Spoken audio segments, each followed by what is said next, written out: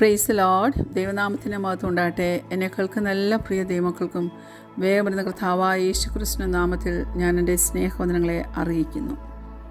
സ്തോത്രം. നമ്മുടെ ദൈവം സർവ്വവ്യാപിയാണ്. അവൻ്റെ സാന്നിധ്യം നമുക്ക് എവിടെയും ദർശിക്കാം, ഫീൽ ചെയ്യാം. അവനെ ഒഴിവാക്കരുതേ, അവനെ ഇഗ്നോർ ചെയ്യരുതേ. വിശ്വാസത്തോടെയും പ്രത്യാശയോടെയും ദൈവത്തിലെ നീ ഏത് പ്രതിസന്ധിയിലും ആയിരിക്കാം. നിൻ്റെ വിചാരങ്ങൾ, ഭാരങ്ങൾ, ചിന്താകുലങ്ങളെല്ലാം അവൻ്റെ മേൽ ഇടുക. അവൻ നിന്നെ ഒരിക്കലും വിട്ടിട്ട് പോകുകയില്ല. ലൈല ഗിഫ്റ്റി ഇങ്ങനെ പറഞ്ഞിട്ടുണ്ട്, seek God's power and presence continually, daily seek his divine presence. സ്തോത്രം.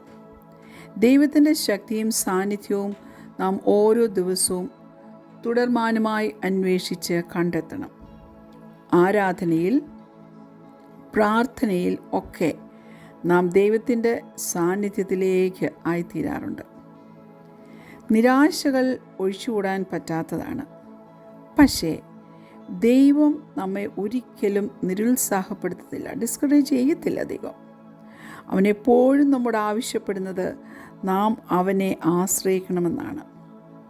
അപ്പോൾ ഓർക്കണേ, നിരാശ കൊണ്ടുവരുന്നത് പിശാചാണ്. കയ്പും ക്ഷമിക്കാൻ കഴിയാത്ത അവസ്ഥയും എല്ലാം പിശാച് കൊണ്ടുവരുമ്പോൾ നാം ഓടി അവൻ്റെ സാന്നിധ്യത്തിലേക്ക് ചെല്ലണം. ഇന്ന് അല്പനേരത്തെ ധ്യാന ചിന്തയ്ക്കായി യെശയ്യാവ് 41:10, ഐസായ ചാപ്റ്റർ 41 വേഴ്സ് 10. ഞാൻ നിന്നോട് കൂടെയുണ്ട്, ഭ്രമിച്ചു നോക്കേണ്ട, ഞാൻ നിൻ്റെ ദൈവം ആകുന്നു. ഞാൻ നിന്നെ ശക്തീകരിക്കും, ഞാൻ നിന്നെ സഹായിക്കും. എൻ്റെ നീതിയുള്ള വലങ്കൈ കൊണ്ട് ഞാൻ നിന്നെ താങ്ങും. Praise the Lord. ദൈവത്തിൻ്റെ പ്രസൻസ് നിന്നോടുകൂടെ ഉണ്ടെങ്കിൽ ദൈവ പൈതലേ, നീ ഭയപ്പെടേണ്ട, നീ ഭ്രമിച്ചു പോകേണ്ട. നമുക്ക് സാന്നിധ്യം തന്ന് നമ്മെ ശക്തീകരിക്കുന്ന ഒരു ദൈവമുണ്ട്. ഓർക്കണേ, ശത്രുവിൻ്റെ ഏറ്റവും പോപ്പുലറായിട്ടുള്ള ആയുധങ്ങളാണ് ഭയം, ആധി ഒക്കെ. ഇത് അവൻ നമ്മുടെ നേരെ തൊടുത്തുവിടും. ആങ്സൈറ്റി മൂലം എത്ര യൗവനക്കാർ ഈ നാളിൽ പിശാചിൻ്റെ കുരുക്കിലായി തീർന്നത് നാം കേൾക്കുന്നുണ്ടല്ലോ, നമുക്കറിയാമല്ലോ. കടുത്ത ഒരു ഷാഡോ, അന്ധകാരത്തിൻ്റെ ഒരു ഷാഡോ, പിശാച് ഭയത്തിൻ്റേത് നമ്മുടെ മേൽ കൊണ്ടുവന്നിട്ട് നമ്മുടെ എല്ലാ തീരുമാനങ്ങളെയും ചലനങ്ങളെയും അവൻ കൺട്രോൾ ചെയ്യാൻ തുടങ്ങും. ദൈവം ജീവനും ശക്തിയും പകർന്നു തരുന്ന വചനം നാം ഒരിക്കലും ഇഗ്നോർ ചെയ്യരുത്. ആ വചനം അവൻ നമുക്ക് തന്നിട്ടില്ലേ? നാം അവൻ്റെ സാന്നിധ്യത്തിലായിരിക്കുമ്പോൾ ഈ വചനങ്ങളെല്ലാം ഉൾക്കൊണ്ട് നമ്മുടെ എല്ലാ ഭയത്തിൻ്റെ നേരെയും ആ വചനം നാം സംസാരിക്കണം. ഏതെങ്കിലും ഒരു സ്ട്രഗിളിൽ നീ സ്റ്റക്കായിട്ടിരിക്കുകയാണെങ്കിൽ അതിലാശ്വാസം പ്രാപിപ്പാൻ ദൈവം നമുക്ക് തരുന്ന പ്രോമിസസ് മാത്രമേ ഉള്ളൂ. ഭയത്തിൻ്റെ ഹ്യൂജ് ബാറ്റിൽസിൽ ചിലപ്പോൾ നാം ആയിപ്പോകാറുണ്ട്. പല സംഗതികളും ബുദ്ധിമുട്ടായി, ഇരുട്ടായി നമ്മുടെ മുമ്പിൽ വെളിപ്പെട്ട് വരുമ്പോൾ ഓരോ ദിവസവും നാം ജയം ഈ ഏരിയാസിൽ ഏറ്റെടുക്കണം. നമുക്ക് ദൈവിക സത്യങ്ങളൊക്കെ അറിയാം, ശരി തന്നെ. നമുക്കവൻ്റെ വചനം വിശ്വാസവുമാണ്, ശരി തന്നെ. എങ്കിൽ പോലും നമുക്ക് ആ ഭയങ്ങൾ കുടഞ്ഞു കളയാൻ പറ്റാതെ നാം അതിൽ ട്രാപ്ഡായി പോകാറില്ലേ? കൂടാതെ നാം തന്നെ ഒരു വലിയ മെസ്സിലായിപ്പോയി എന്ന് തോന്നുകയും ചെയ്യാറില്ലേ? ഇതിൻ്റെ എല്ലാം ഇടയിലെ വാസ്തവമായ ഫാക്റ്റ് എന്താണെന്ന് വെച്ചാൽ, നാം ഭയപ്പെട്ട് നാം പലതും ചിന്തിച്ചു കൂട്ടി നമ്മുടെ സമയം കൂടുതലും നഷ്ടപ്പെടുത്തുക. എന്നാൽ നമുക്ക് തന്നെ മനസ്സിലാകും, നാം പലപ്പോഴും നമ്മുടെ സമയം ചിന്തിച്ച് കൂട്ടിയത്, ഭയപ്പെട്ട് കൂട്ടിയതൊന്നും അതുപോലൊന്നും സംഗതികൾ ഒരിക്കലും സംഭവിക്കുക പോലുമില്ല. സംഭവിച്ചിട്ടുമില്ലല്ലേ?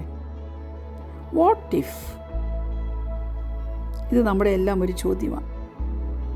ഇങ്ങനെയായാൽ, ഇങ്ങനെയെങ്കിൽ, ഇങ്ങനെ പോയാൽ, ഇങ്ങനെയുള്ള സംഗതികളുടെ വെയിറ്റിൻ്റെ അടിയിൽ ജീവിച്ച് മുന്നേറാൻ പ്രയാസം തോന്നാറില്ലേ? തോന്നിയിട്ടുള്ള സന്ദർഭങ്ങൾ എൻ്റെ പ്രിയ ശ്രോതാക്കളുടെ ജീവിതത്തിൽ ഉണ്ടായിട്ടില്ലേ? സ്തോത്രം. ദൈവത്തിലെ അവനോട് പറ്റിയിരിക്കുക, അവൻ്റെ വചനത്തോട് പറ്റിയിരിക്കുക. അവൻ്റെ സത്യവചനം, ജീവനും ചൈതന്യവും തരുന്ന വചനം, അതെല്ലാം ദൈവം നേരിട്ട് നമ്മുടെ ഭയത്തോട് സംസാരിക്കും. നാം അവൻ്റെ സാന്നിധ്യത്തിൽ ഈ വചനത്തിൽ സോക്ഡായി കഴിയുമ്പോൾ, നാം അത് മെഡിറ്റേറ്റ് ചെയ്യുമ്പോൾ, അത് നാം തിരിച്ച് പ്രാർത്ഥനയോടെ അവനോട് പറയുമ്പോൾ നമുക്ക് വ്യത്യാസം വരും. ഭയത്തിൻ്റെ ആ വലിയ ബേർഡനിൽ നിന്ന് നാം ഫ്രീ ആയി പുറത്തു വരും. ആ ഭയത്തിൻ്റെ ഭാരം നമ്മെ കെട്ടിമുറുക്കി കളയില്ല.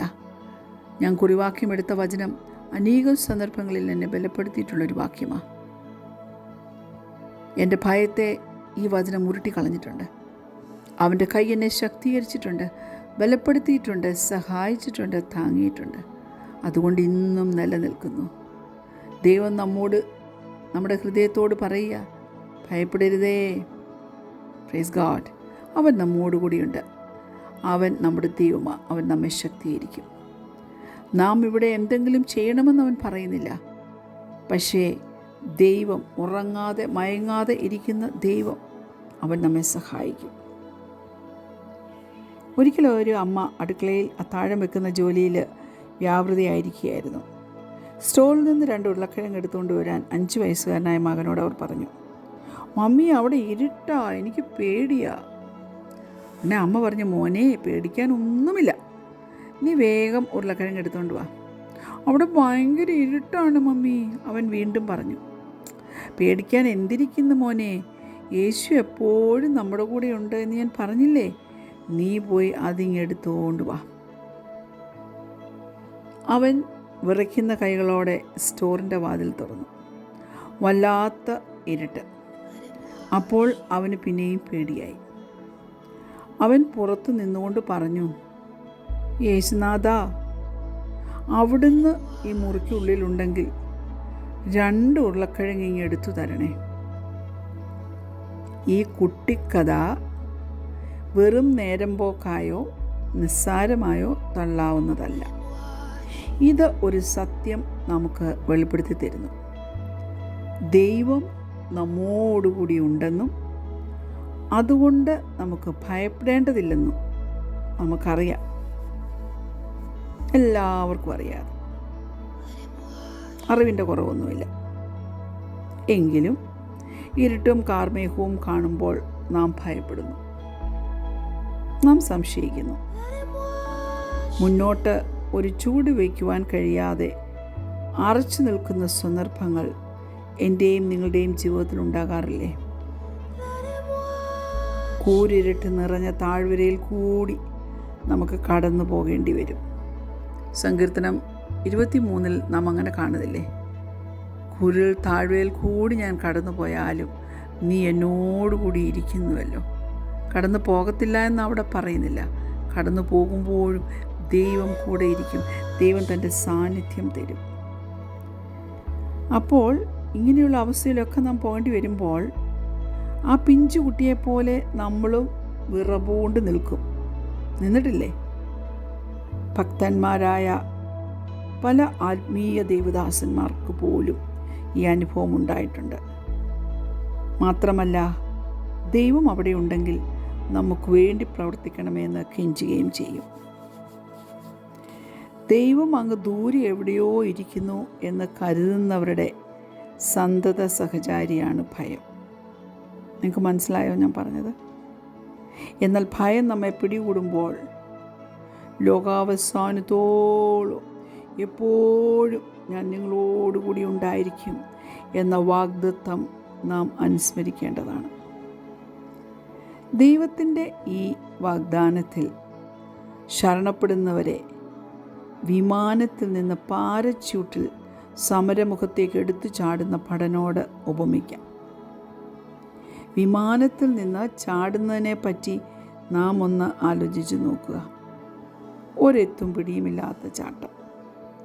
പാരച്യൂട്ടിൻ്റെ കയറുകൾ തങ്ങളെ താങ്ങിക്കൊള്ളുമെന്ന് ആ ഭടന്മാർക്ക് ഉറപ്പുണ്ട്. പല അപകട മേഖലകളിലേക്കും നമുക്കെടുത്ത് ചാടേണ്ടി വരും. അങ്ങനെയുള്ള സന്ദർഭങ്ങളിൽ വിശ്വാസമാകുന്ന പാരച്യൂട്ടിൽ നാം സുരക്ഷിതരായിരിക്കും. എന്നാൽ ദൈവത്തെ കലവറ കൂടാതെ വിശ്വസിക്കുന്നവരുടെ ജീവിതത്തിൽ ഭീതികരമായ കൂരിരുട്ട് ഉണ്ടാകുകയില്ലെന്ന് കരുതരുത്. ജീവിതത്തിൽ എന്തു തന്നെ സംഭവിച്ചാലും ദൈവത്തോടുകൂടി അതിനെ നേരിടുക മാത്രമേ നമുക്ക് കരണീയമായിട്ടുള്ളൂ. ഹെൻറി ഫോർഡ് പറഞ്ഞതുപോലെ നമുക്ക് ചെയ്യാവുന്നത് ചെയ്യുക. ജീവിതത്തിൽ സംഭവിക്കുന്നതെന്തും നന്മയ്ക്കായി പരിണമിക്കുമെന്ന് വിശ്വസിക്കുക. പറ്റുമോ? പറ്റണം. There is surely no better, no safer place to be, but be held by Him. കണ്ണുരടയ്ക്കാം, നമുക്ക് പ്രാർത്ഥിക്കാം.